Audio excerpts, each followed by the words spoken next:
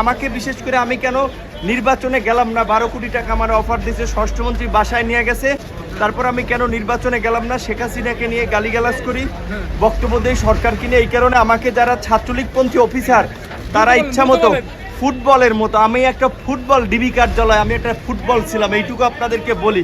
এখনো যদি আমার সমস্ত শরীর এই যে দাগ এখনো এই শুকায় নাই, এই এখনো শুকায় নাই। আপনারা একটু এইটা তো বলেন, অন্তত রিমান্ডে যে কারেন্টের শক দেয় এবং সিনিয়র জুনিয়র নাই, চট থাপ্পড় গরুর মতো হাত পাও বাইন্দা পিটাইতেছে, বারবার রিমান্ডে নিলে আরো টর্চার করবে। আপনারা আইনগতভাবে বলেন, রিমান্ডে নিলে যে রিমান্ডের যে নির্দেশনা, যে একজন ম্যাজিস্ট্রেট রিমান্ডে একজন ম্যাজিস্ট্রেট যে উপস্থিত থাকা অবস্থায় যে কথা বলবে সেইভাবে ব্যবস্থা করতে, টর্চার করে সবাইকে ব্যাপক মাত্রায়, যেন রাজনীতি না করে। অনেকের কাছে মুসলেকা চায়, মুসলেকা যে বাইরে যেন রাজনীতি না করে। আমরা এই সরকারের পতন ছাড়া আমাদের বাঁচার এবং জাতির মুক্তির পথ নাই। সরকার পতন না হওয়া পর্যন্ত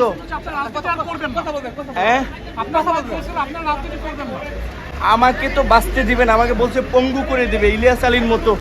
যদি আমি ওদের আমাকে বলছে যে পঙ্গু করে দেবে, আমার মতো দু একজন নূর না থাকলে তাদের কিচ্ছু হবে না। আমি শুধু এইটুকু বলি যে আমার শারীরিক পরীক্ষা করার দরকার, চিকিৎসা করা দরকার। আমার ইনজেকশন পুশ করছে, এটি কি স্লো পয়জন?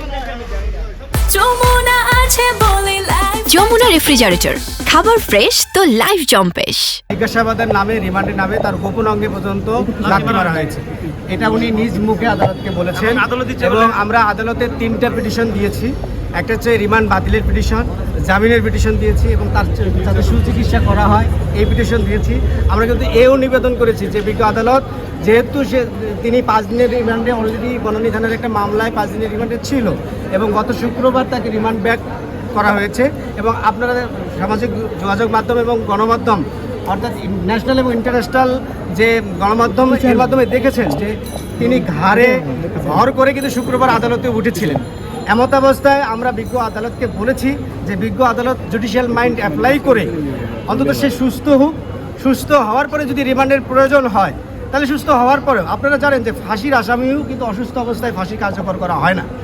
আমরা আদালতকে এও বলেছি যে বিজ্ঞ আদালত যে নুরুল হক নূর কোনো চোর বাটপার, কোনো দাগি আসামি নয়। তিনি হচ্ছে ডাকসুর একজন সাবেক ভিপি, ছাত্র আন্দোলনের আইকন, এবং উনি কিন্তু এই বাংলাদেশে একটা ইতিহাস থেকে ওনার জন্ম। এগুলো আমরা বিজ্ঞ আদালতে উপস্থাপন করেছি।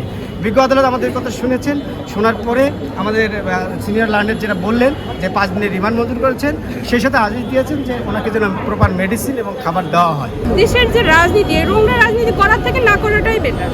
যে জায়গায় মানুষের কথা বলার অধিকারটুকু নেই, নৈতিকভাবে সে কথা বলছে ছাত্রদের হয়ে, এটা তো অন্যায় করেনি, এটা তো তার অপরাধ না। বাট সেটা যখন অপরাধ হয়ে যায়, সে দেশে মানে আমার আর বলার ভাষা নেই। সেই জায়গা থেকে তারপর আমি বারবার অনুরোধ করতেছি যারা আছেন উপর মহলে, অন্তত এই নির্যাতনটুকু একটা তার ওয়াইফ হিসেবে, তার সন্তানের মা হিসেবে তাদের কাছে আমার বারবার অনুরোধ, একটা ফ্যামিলিকে এভাবে ধ্বংস করে দিবেন না।